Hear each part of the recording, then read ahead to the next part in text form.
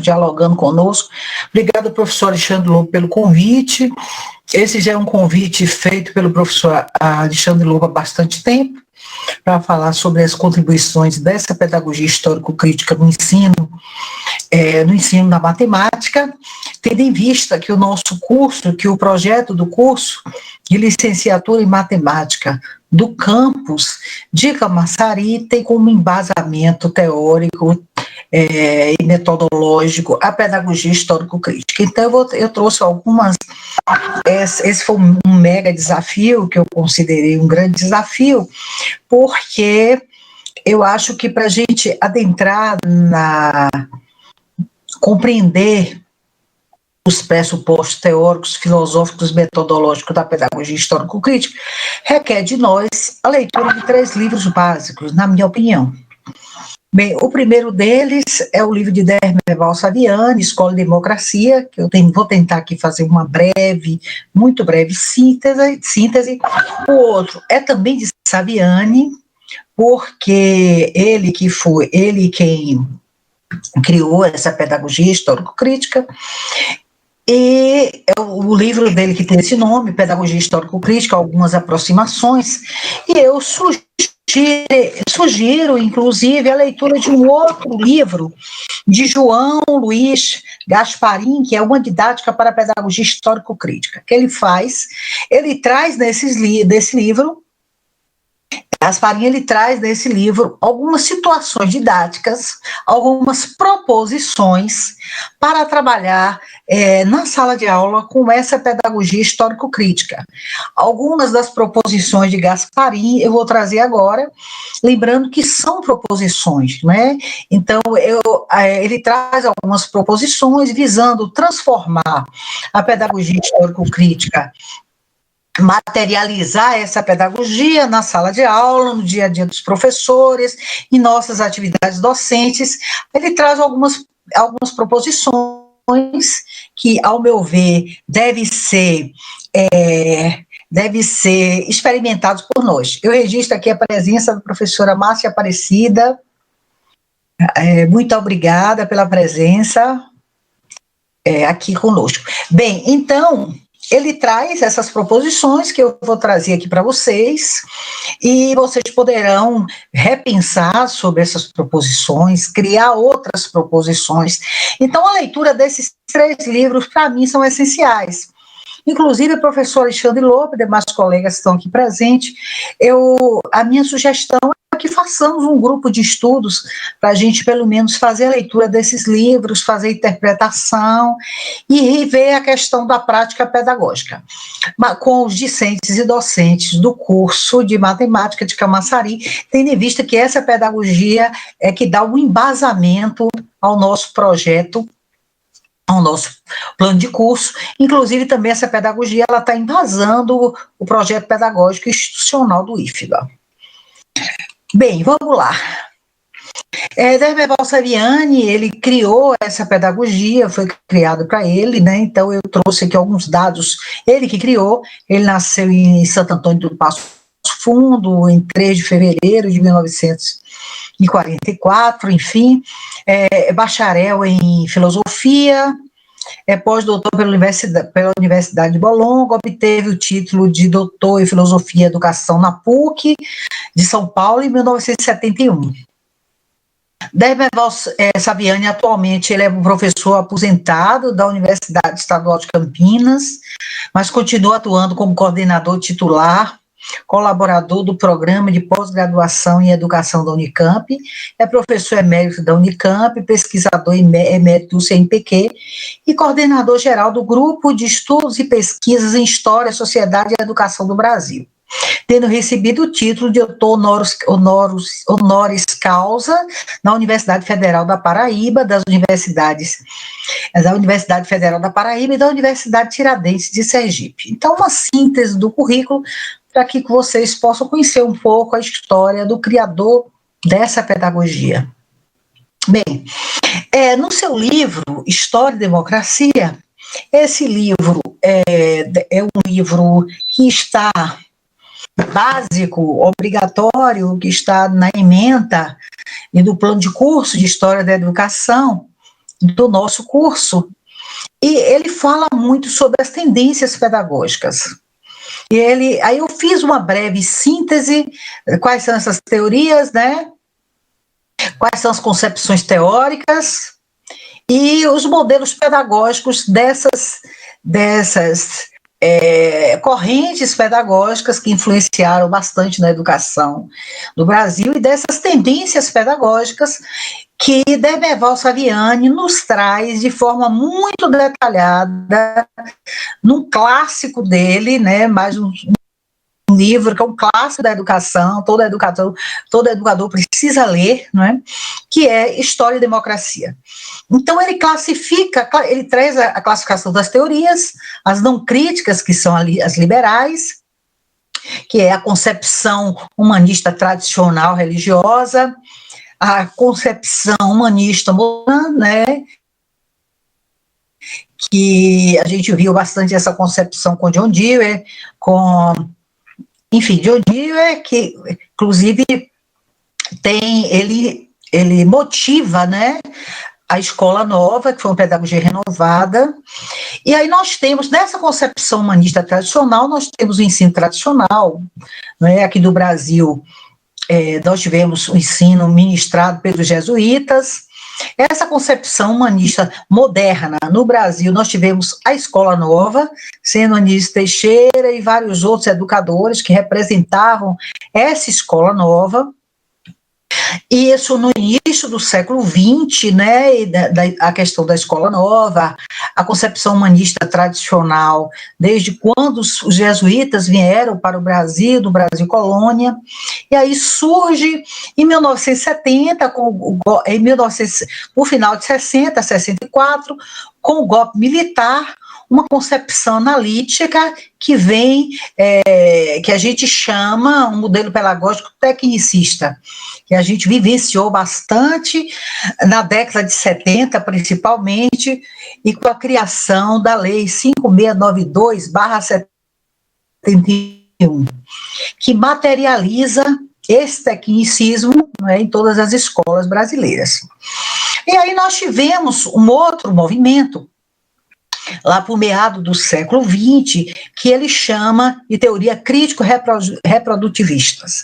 Aí nós temos a presença de Althusser, de Passeron, de Bourdieu, que eles dizem o seguinte, que a escola ela é uma violência simbólica, Bourdieu, não é? Simbólica porque ela diz uma coisa, mas na verdade ela faz outra. Aí Passeron, Althusser principalmente, ele nos diz que a escola é um aparelho ideológico do Estado, que é o único aparelho ideológico do Estado. Aí vem Stabler, que nos diz que não só a escola, mas nós temos outros aparelhos ideológicos, como a família, como a religião, os meios de comunicação, outros aparelhos.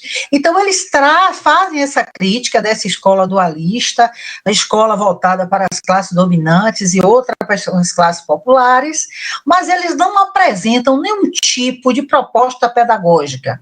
Eles não dizem como é que vai se instrumentalizar essa teoria crítico-reprodutivista. Na prática, como é que a gente vai fazer? O que é que nós devemos fazer para que essa escola não seja um aparelho ideológico? Eles não trazem nenhum tipo de proposição, né?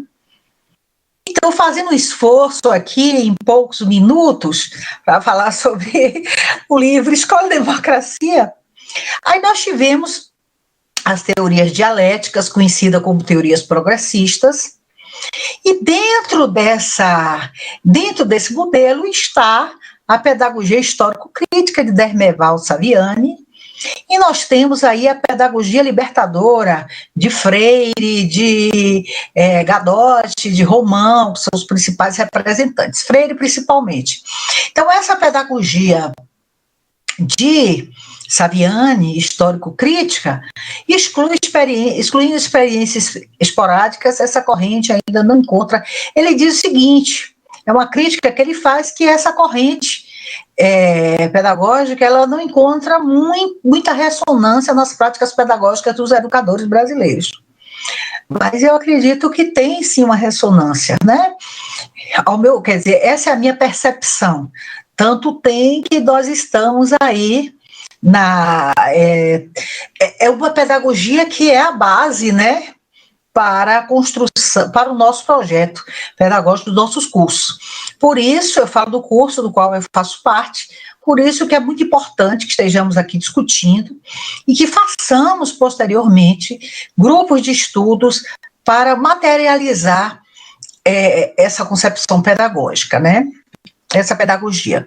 E a pedagogia libertadora, ele coloca o seguinte, que vem bastante, aí é no modelo freiriano, que é bastante utilizada pelos movimentos sociais, teve bastante êxito na alfabetização de adultos, em comunidades religiosas, né? Enfim. Então,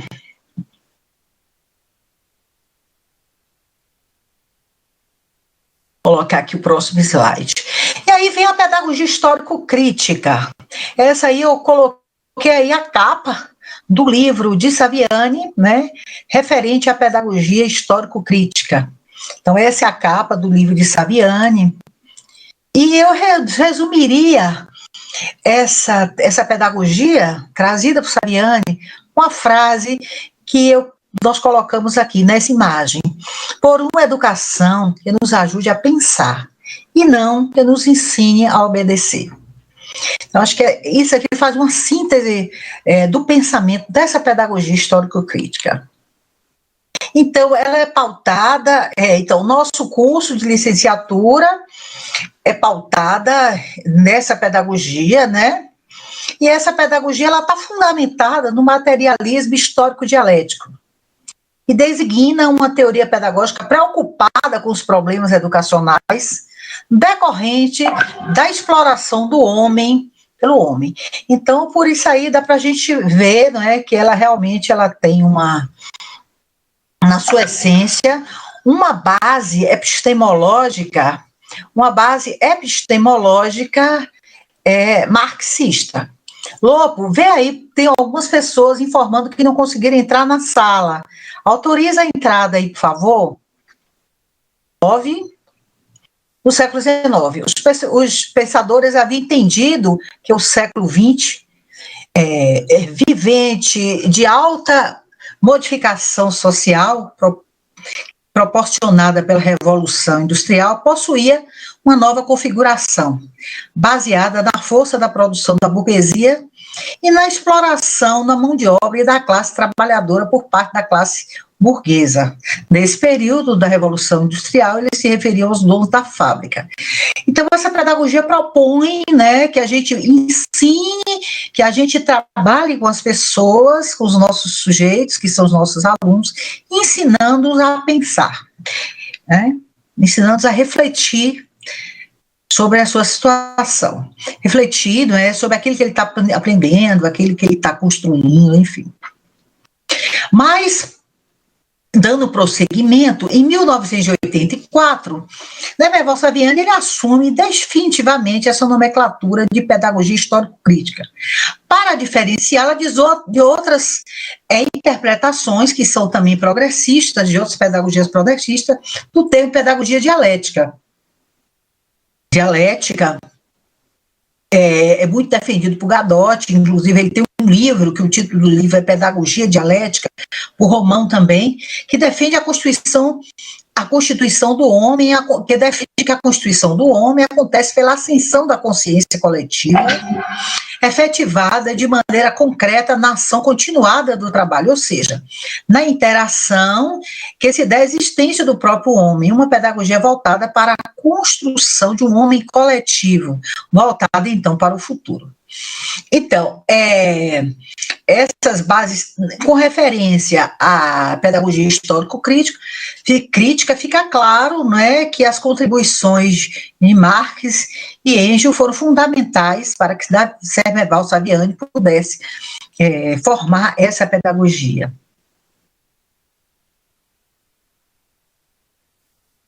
Nesse livro de Saviani, que eu já mostrei aqui para vocês, a capa, ele tem alguns capítulos, né, que eu vou falar aqui os capítulos, e nesses capítulos eles abordam os seguintes temas: escola e saber objetivo da perspectiva histórico-crítica, sobre a natureza e as especificidades da educação, competência política e compromisso técnico, a pedagogia histórico-crítica no quadro das tendências críticas da educação brasileira, a pedagogia histórico-crítica e a educação escolar, a materialidade da ação pedagógica e os desafios da pedagogia histórico-crítica, e a contextualização histórica e a teoria pedagógica histórico-crítica. Então, esses temas são abordados no livro que eu mostrei para vocês, aqui a capa, né, que vocês viram aqui na capa. Bem, então essa pedagogia histórico-crítica, no livro de Demerval Saviani, ela propõe uma metodologia de ensino que se apresenta em 5 etapas. Então, essas etapas, que define bem com detalhamento, é João Luiz Gasparim, no seu livro Uma Didática para a Pedagogia Histórico-Crítica, ele coloca, mas Saviani ele traz no seu livro essas 5 etapas, que uma delas é a prática social inicial, o outro, a problematização, a instrumentalização, a catarse, que ele usa um conceito que ele usa inspirado em Gramsci, e o retorno à prática social. Então, a seguir, nós vamos falar de cada uma dessas etapas, com base em Gasparim, e vamos ver, conforme a proposição de Gasparim, com relação às ações e às atitudes de estudantes e de docentes e discentes antes da aula, no decorrer da aula e após a aula. Então, essa proposição que ele traz, que é uma forma da gente, eu coloquei aqui hoje desses slides, como uma forma da gente estar refletindo, da gente estar repensando sobre isso, e da gente estar criando novas proposições ou ressignificando essas proposições que ele traz, ou acrescentando outras reflexões com referência a essas proposições. Então, vamos seguir. Juntando o trabalho remunerado fora dos seus lares com os afazeres domésticos por semana. Tem alguém com... É o seguinte. Então, o primeiro passo é a prática social, né? Então, o primeiro passo para a materialização dessa pedagogia histórico-crítica com metodologia de ensino, o primeiro passo é a prática social inicial. Bem, é o nível de desenvolvimento atual do educando que se expressa nessa prática social inicial dos conteúdos. Nesse ponto de partida, o conhecimento prévio tem como ponto de partida, né, o conhecimento prévio do professor e dos seus estudantes. E o que o professor e aluno já sabem sobre esse determinado conteúdo, qual o ponto de partida em níveis diferenciados. Esse passo desenvolve-se basicamente em 2 momentos. É no momento que o professor anuncia aos alunos quais os conteúdos que serão estudados e quais os objetivos desses respectivos conteúdos, né? Considerando que no nosso plano de aula, a primeira coisa que a gente coloca são os objetivos e os outros elementos constitutivos do plano de aula, eles estão no nível da mediação, ou seja, os conteúdos que eu escolho para atingir os meus objetivos, a metodologia que eu vou escolher para dar minha aula é para atingir os meus objetivos, né? A forma que eu avalio é para atingir os objetivos. Então, o professor anuncia aos alunos esses objetivos que serão estudados, né? Os conteúdos que serão estudados e seus respectivos objetivos. Eu acho que os objetivos, até primeiro, na minha opinião, e depois os conteúdos.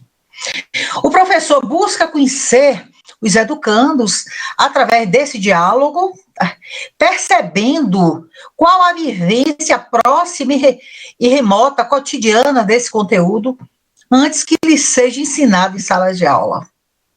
Qual a vivência que eles têm no seu ambiente cultural, no seu ambiente social, desafiando-lhes para que manifestem suas considerações, dizendo o que gostariam de saber a mais sobre este conteúdo. Então, esse é o passo, né, a prática inicial, indo baseada nessa pedagogia histórico-crítica, que é a problematização, que consiste na exploração dos principais problemas postos pela prática social, que já foi ouvida pelo professor, já foi dialogada anteriormente com os discentes e docentes, relacionando-os ao conteúdo que será tratado. Este passo desenvolve-se na realização de uma breve discussão sobre os problemas e sua relação com o conteúdo científico do programa, buscando as razões pelas quais o conteúdo escolar deve ou precisa ser aprendido.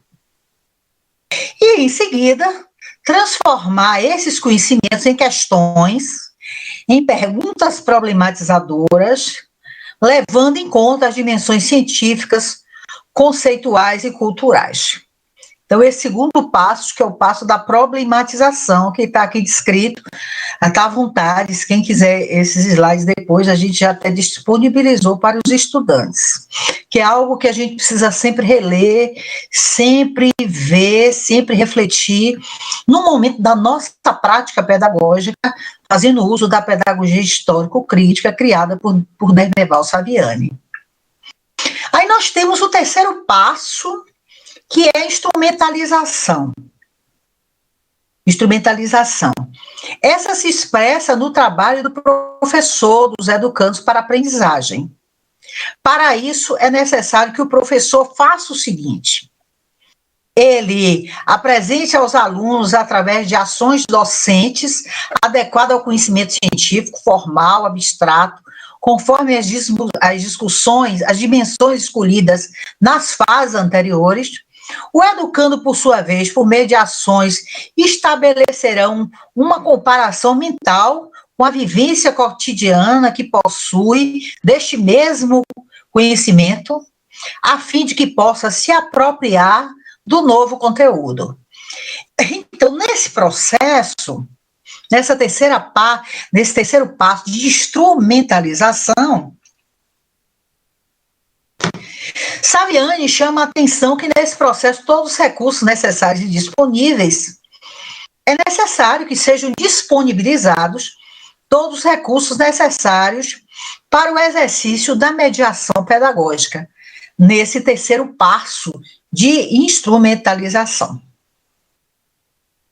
Aqui nós temos o quarto passo, que é a catarse, tem um termo que ele traz de Gramsci, é a expressão elaborada sobre uma nova etapa para entender a teoria e a prática social. Ela se realiza da seguinte forma: por meio de uma síntese mental que o educando chegou, manifesta através de uma nova postura mental, unindo o cotidiano ao científico em uma totalidade concreta do pensamento. Nesse momento, o educando faz um resumo de tudo que aprendeu, segundo as outras dimensões anteriores que a gente colocou, dos conteúdos estudados. É a elaboração mental de um novo conceito de conteúdos. E aí essa síntese ela se expressa através de uma avaliação oral, escrita, formal ou informal, uma roda de conversa, pode ser, né? No qual o educando traduz tudo o que aprendeu até aquele momento, levando em considerações as dimensões sobre as quais os conteúdos foram tratados. Nesse momento pode ser utilizada também uma técnica de ensino para que se faça essa síntese e que os alunos possam expressar essa síntese. Aí nós temos o quinto passo, né? O quinto passo para a materialização dessa prática pedagógica. Bem, no final, o quinto passo é a prática social final. Tem a inicial e tem a final. Final. Novo nível de desenvolvimento atual do educando. Consiste em assumir uma nova postura de ação a partir do que foi aprendido. Esse passo se manifesta de duas formas. Apesar da sujeira. E ao final. Esse nível de desenvolvimento atual do educando consiste em assumir uma nova proposta de ação a partir do que foi aprendido.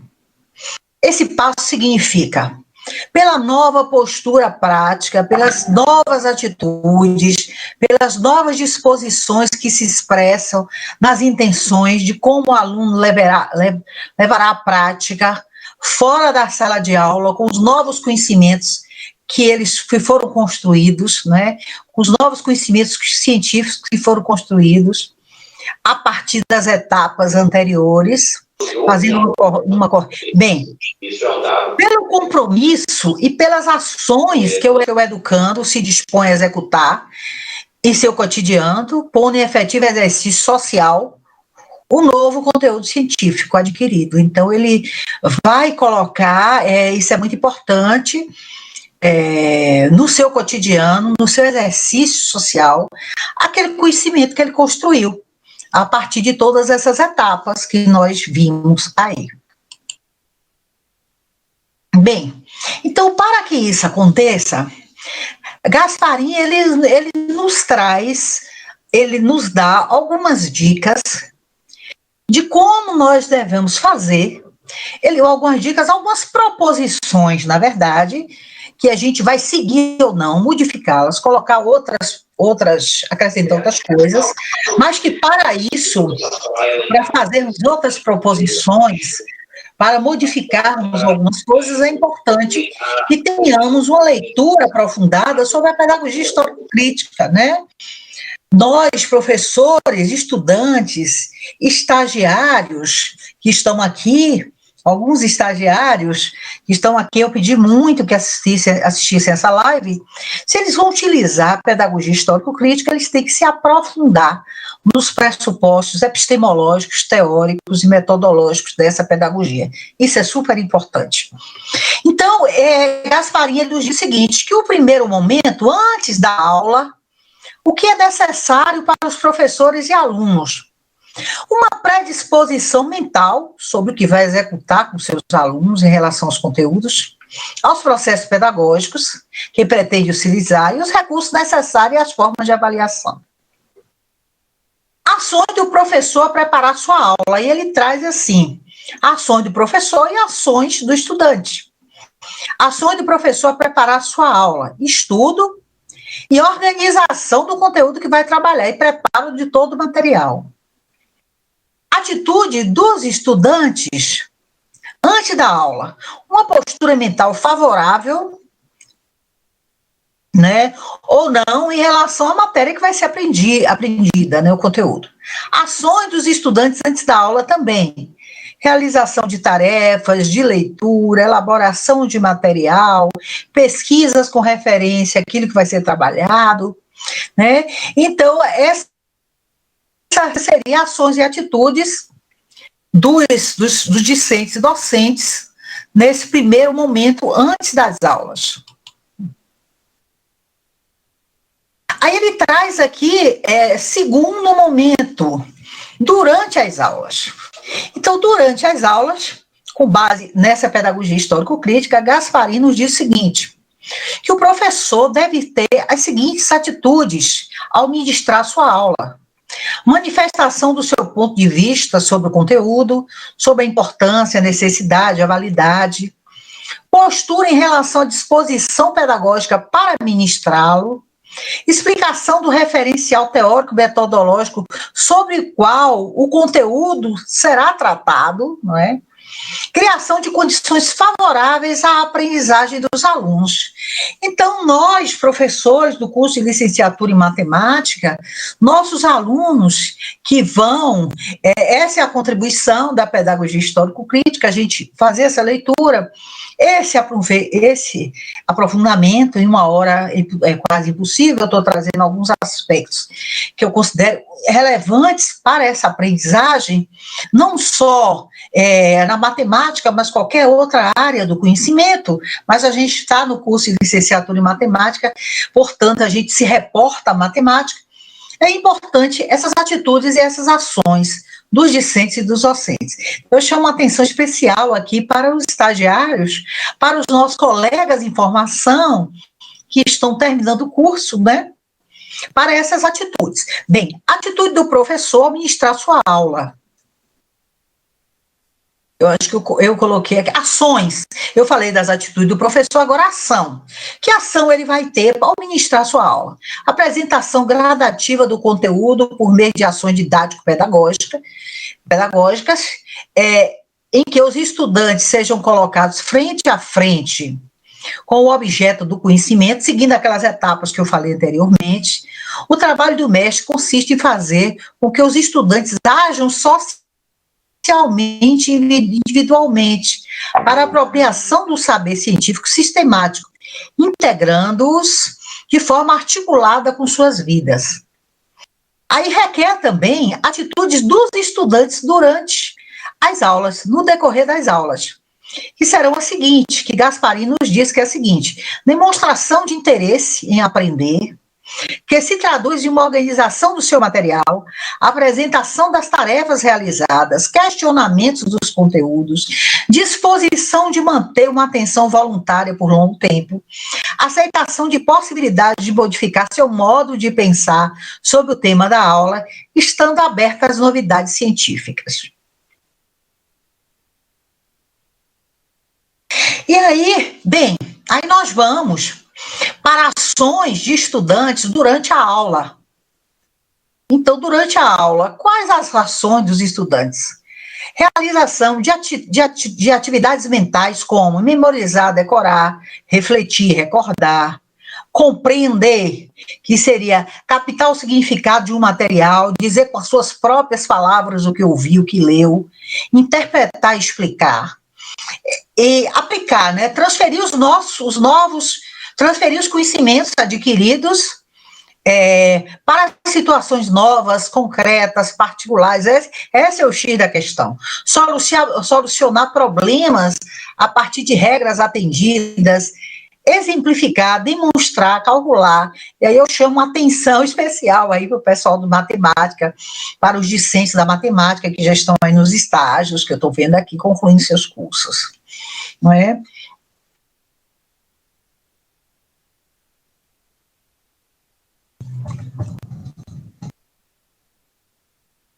Então,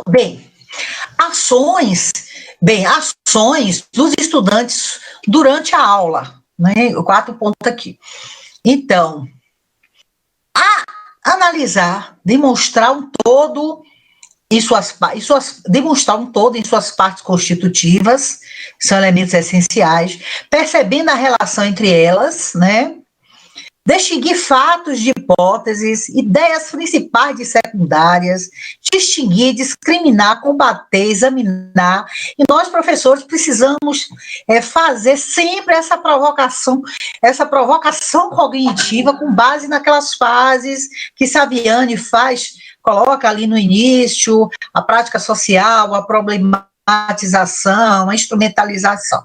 Bem, então, outra atividade, sintetizar, reunir ou combinar elementos para formar um todo novo, uma nova estrutura para quem faz, criar, constituir, planejar. Avaliar, que significa julgar, criticar, comparar, emitir juízo de valor sobre os conteúdos relevantes, utilizando-os de um critério para tomar a decisão. Bem, e o terceiro e último momento, que é após as aulas, né? Aí a atitude do professor após as aulas. Qual a atitude que o professor deve ter após as aulas? Expressão de agrado ou desagrado pelo trabalho realizado, demonstração de alívio pela aprendizagem dos estudantes, que a gente sempre tem, né? Ou apreensão por não ter alcançado os objetivos propostos, as expectativas em relação ao que os estudantes farão na prática pedagógica, com os conhecimentos teóricos adquiridos, disposição em rever o processo de ensino-aprendizagem, caso seja necessário, né? Reformular aí as nossas ações, o que a gente faz na instrumentalização, na etapa da instrumentalização. E o terceiro momento, após as aulas, também o professor deve ter a seguinte atitude: revisão dos conteúdos ministrados para verificar se o que foi o que foi executado conforme o pressuposto, né?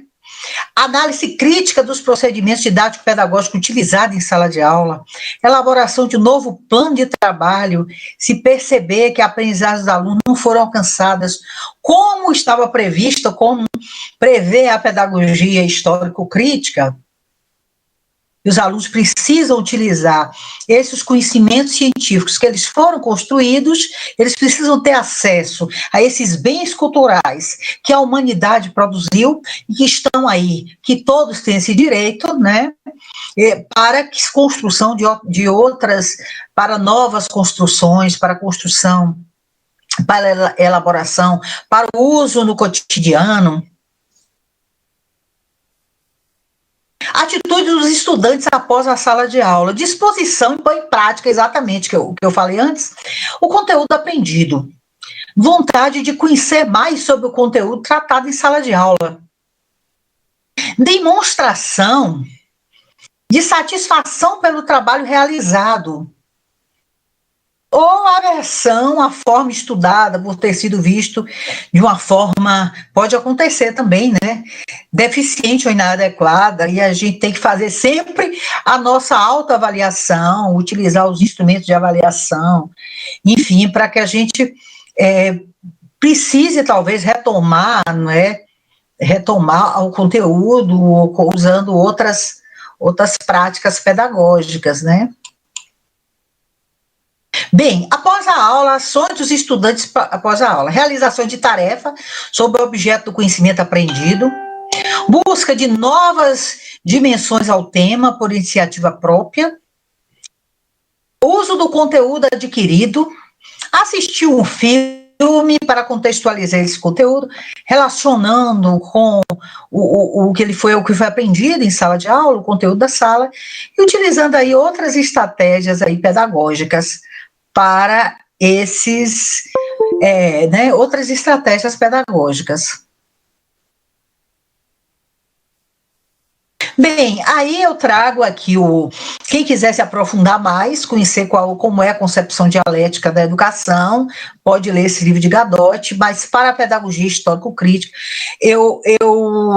a minha sugestão é que tenhamos leituras seguindo a seguinte ordem: primeiro, Escola de Democracia, depois a pedagogia histórico-crítica, primeiras aproximações. Eu tenho esses livros em download, quem quiser usar. E o terceiro, uma didática para a pedagogia histórico-crítica, com essas proposições que eu coloquei aqui, que nos traz João Luiz Gasparini, nesse livro que eu citei. Então, eu agradeço, a gente vai aqui para para as perguntas, não são perguntas, na verdade, são diálogos, né,